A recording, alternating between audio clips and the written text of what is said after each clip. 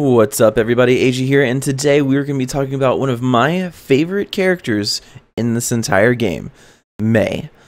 Now, Mei, I believe, is probably not necessarily the most strongest hero in the game. However, I believe that her effectiveness, depending on your playstyle and how you manipulate the enemy to doing what you want them to do, as opposed to letting them have the time to do what they want to do, you can very much set the pace and set the trend for how the game is going to go. Now, the reason that I so very much enjoy playing Mei as a hero in Overwatch is simply because of how disruptive of a character she is compared to the others. I know that you could arguably say that yes, Tracer is a very disruptive character, Pharah is a very disruptive character, but they're disruptive in more of a distant sort of poke at you, come in, make a big play, get out sort of deal. Whereas I feel with Mei, she has that constant ability to sit in an area and be effective. It just all depends on how you position, how you play her, how you push with her, and how you defend with her are all different aspects of what really sets this character aside, I feel, from others. Because we can argue that yes, when you're playing a Bastion on defense, you're going to do a lot of damage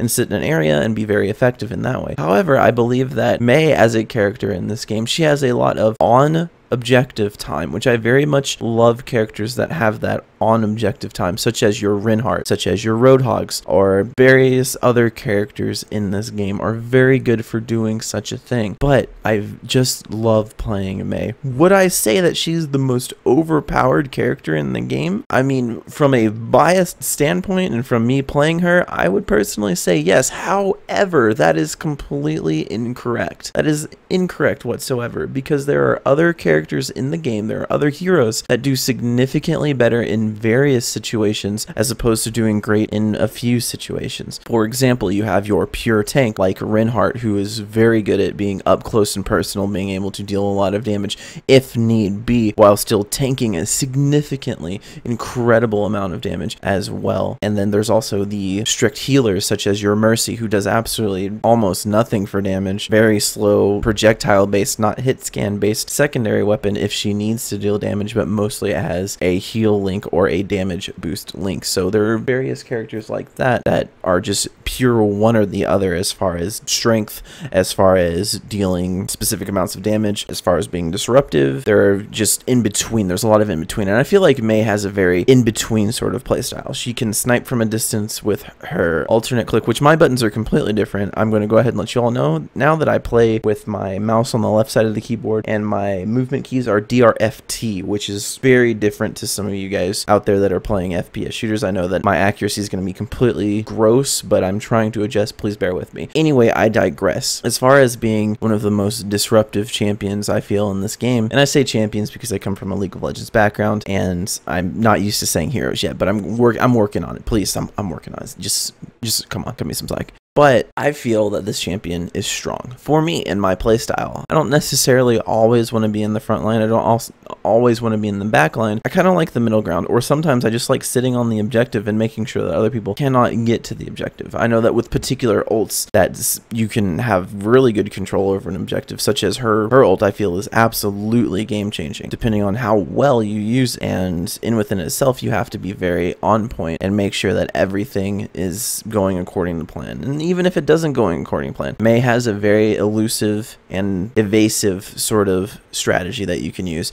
It looks like they'll be able to easily kill you, which 9 times out of 10, if you mess up this badly and you get into a horrible situation where you're going to end up dead anyway, then you probably should have died probably about 4 or 5 seconds sooner than what you normally have. It's all about what you or how you time your evasive. It's all about how you time your ice cube when you just curl up in a little ball and you just heal yourself while sitting inside and being impervious to damages that come to you from any sort of source. And how you use that along with your wall can very much save your life, your team's life, or prevent an objective from being taken, or a champion from using a charge move such as a Reinhardt, or maybe even set someone up for failure like wall in front of a Pharah and get her to kill herself with her own rockets. It's a possibility. Essentially, it's not necessarily easy to do because Pharah likes to fly around.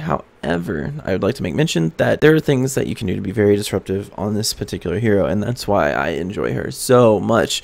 I think she's so good, but again, only for my playstyle. But guys, in the comment below, I would love to hear what you all have to say about the different heroes in this game. Who do you think is going to be the strongest character? Singular for their own abilities, their kit. What do you think is the strongest kit in the game? What do you think is the best person to play at the current time? Or maybe even a team comp. I believe that team composition is a lot more than saying what champion or what hero is most broken. I believe that it is very important for us to take a step back and look at the possibility of combinations of teams for what specific objective and counter team that we're going up against. What would be the best equation for making the best sort of team? I know that there was a 4 Tracer to Lucio composition that was played at a competitive level in a recent match, and they are just absurd with that particular team. The team won, and it went up against very strong champions that are good for solo specific reasons, like Reinhardt's very good, Diva's very good. A lot of the characters in this game, a lot of the heroes just are very strong for different reasons, and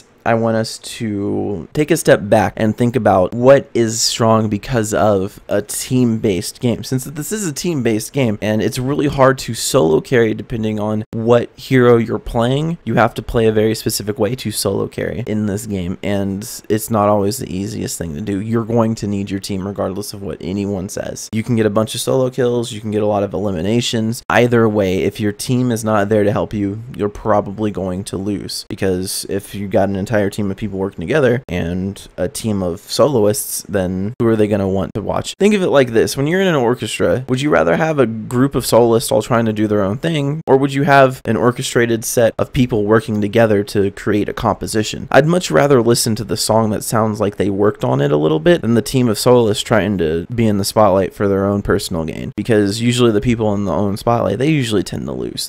Nobody wants to hear that. It sounds like trash. And playing like a soloist in this sort of game, a very team-oriented game, I don't feel is necessarily the strongest, but I could be entirely wrong. Maybe that is the playstyle that people need to pick. However, I want to hear your opinion, so go ahead and leave a comment below and I'll read over them, and I love reading what you guys have to say. You guys always leave some of the greatest comments, and I always love hearing from you guys, so I of course want to hear more. And if you like the video, go ahead, smash that motherfucking up that thumb, make that thumb go up. But of course, if you aren't subscribed, please do so. I love making videos. I want to actually hear your opinion. If you aren't subscribed, I want to hear about it. I want to know. But anyway, guys, thank you so much. Thank you for all the support, and I will see you in the next video, whatever it is I decide to do. All right, peace.